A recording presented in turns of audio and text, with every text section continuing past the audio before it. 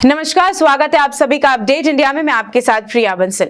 आइए आपको आज की बड़ी खबरों से रूबरू करवाते हैं। उत्तर प्रदेश का 77वां स्थापना दिवस मनाया गया। इस अवसर पर गृह मंत्री अमित शाह ने राज्य के विकास की दिशा में किए गए प्रयासों को साझा किया। उन्होंने यूपी के विकास को लेकर मोदी सरकार और यूपी सरकार की प्रतिबद्धता को दोहराया।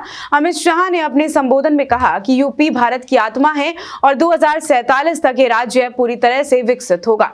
उन्होंने कहा, यूपी आज तेजी से विकास के रास्ते पर अग्रसर है और योगी जी के नेतृत्व में राज्य ने महत्वपूर्ण प्रगति भी की है। शाह ने 2024 में होने वाले विधानसभा चुनाव को भी चर्चा की और कहा कि विकास के लिए राज्य में पूर्ण बहुमत की सरकार का चुनाव जरूरी है। यूपी का विकास केवल बीजेपी ही कर सकती है। लखनऊ से एक दिलचस्प और तीखी राजनीतिक घटना सामने आई है। उत्तर प्रदेश कांग्रेस मुख्यालय के बाहर लगे पोस्टरों ने सियासी हलचल मचा दी है। ये पोस्टर जगत गुरु शंकराचार्य स्वामी अविमुक्तेश्वरानंद सरस्वती से जुड़े विवाद पर केंद्रित है, जिसमें मुख्यमंत्री योगी आदित्यनाथ सरकार पर करारा कटाक्ष किया गया है।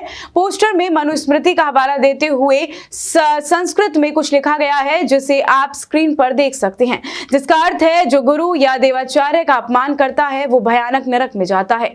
इसके साथ ही बटुक ब्राह्मणों की शिखा खींचने की कथित घटना का भी जिक्र किया गया है।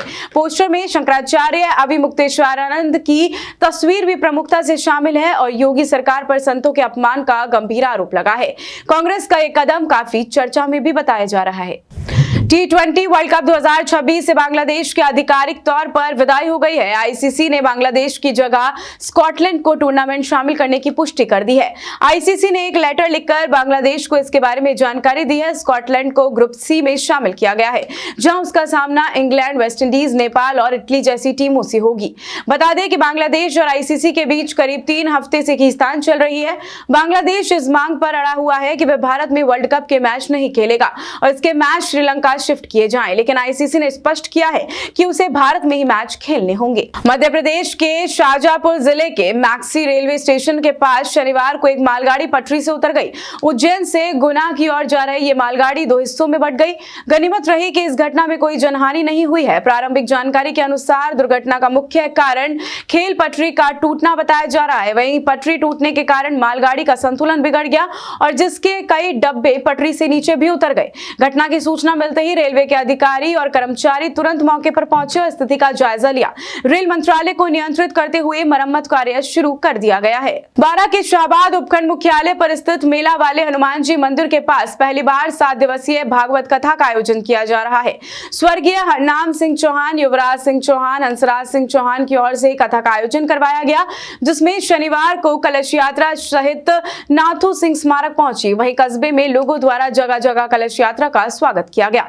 कथावाचक पंडित जगमोहन शास्त्री कथा वाचन करेंगे। शाहबाद कस्बे में अब तक 7 दिनों तक भक्तिमय माहौल बना रहेगा। यूडीएच मंत्री झाबर सिंह खर्रा जयपुर में स्थित चोमू के इटावा भोपजी पहुंचे हैं, जहां उन्होंने राजकीय सामुदायिक स्वास्थ्य केंद्र के नए भवन का शिलान्यास किया। इस अवसर पर आयोजित समारोह में चोमू के पूर्व विधायक रामलाल शर्मा विशेष रूप से मौजूद रहे हैं। कार्यक्रम में मंत्री खर्रा ने कहा कि नए भवन के निर्माण से क्षेत्रवासियों को बेहतर स्वास्थ्य मिलेगा और वहीं ग्रामीणों को इलाज के लिए कहीं दूर जाना नहीं पड़ेगा। इस दौरान गोविंदगढ़ पंचायत समिति प्रधान रामस्वरूप यादव ने प्रत्येक गांव में 1-1 करोड़ रुपए के विकास कार्य रखवाने की मांग रखी है। समारोह में पूर्व सांसद सुमेधानंद सरस्वती, पूर्व आईएएस दामोदर शर्मा, सीएचसी प्रभारी डॉक्टर विनोद सैनी जैसी बड़ी संख्या में भाजपा कार्यकर्ता और स्थानीय ग्रामीण मौजूद रहे। करीब 6 साल पुराने जानलेवा मारपीट के मामले में जिला एवं सेशन न्यायालय धौलपुर ने एक आरोपी को 5 साल के कारावास की सजा सुनाई है। साथ ही उसे 5,000 रुपए के जुर्माने से दंडित भी किया है।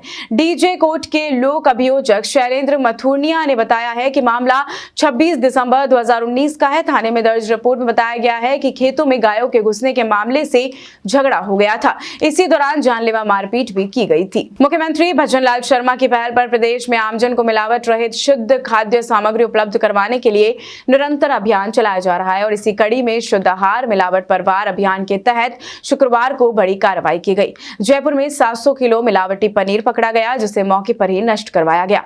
खाद्य सुरक्षा आयुक्त डॉक्टर टी शुभमंगला ने बताया है कि अतिरिक्त आयुक्त भगवंत सिंह और संयुक्त आयुक्त डॉक्टर वीपी शर्मा के नेतृत्व में कार्रवाई हुई। शास्त्री नगर स्थित मेंबर्स बरसाना पनीर भंडार के गोदाम पर निरीक्षण की कार्रवाई हुई, जहां 700 किलो मिलावट पनीर पकड़ा गया।